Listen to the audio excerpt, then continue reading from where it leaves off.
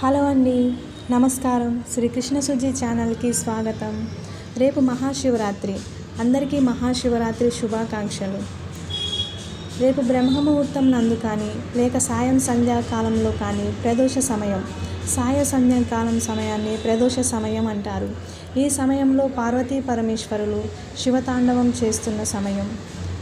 ఈ సమయంలో ఆ పరమేశ్వరునికి అభిషేకం చేసి మారేడు దళాలని సమర్పించాలి. పరమేశ్వరుడు అభిషేక ప్రియుడు.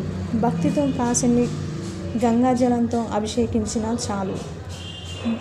365 ఒత్తులతో ఆ స్వామివారికి దీపం వెలిగించి పరమాన్న నైవేద్యం పెట్టండి. అలాగే మహాశివరాత్రి రోజు ఉపవాసం, జాగరణ తప్పనిసరి. ఉపవాసం అంటే సమీపం నందు ఉండుట. మన శరీరం నిలబడేంత సాత్వికాహారం తీసుకుంటూ ఆ పరమేశ్వరుని ధ్యానం, నామస్మరణ చేస్తూ ఉండటమే ఉపవాసం.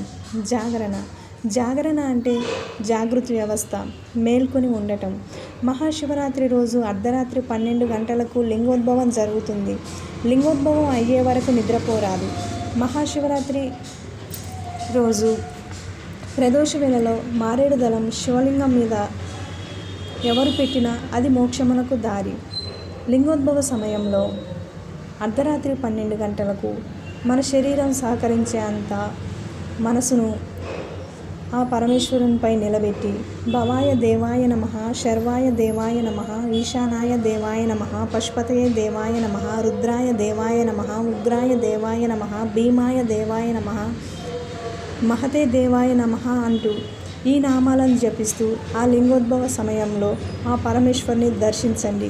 అలాగే లింగోద్భవం తర్వాత శ్రీశైలంలో, శ్రీకాళహస్తిలో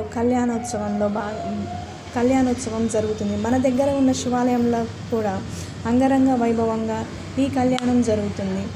పరమేశ్వరుని భక్తితో ఆ భక్త కన్నప్ప మాంసాన్ని నైవేద్యంగా పెట్టి స్వామి అనుగ్రహానికి పాత్రులయ్యాడు. అలాగే మనం కూడా భక్తితో స్వామివారిని నిష్కల్మమైన మనసుతో పూజిద్దాం.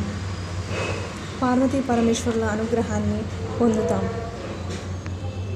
అలాగే ఉపవాస దీక్షను మరునాడు విరమించాలి.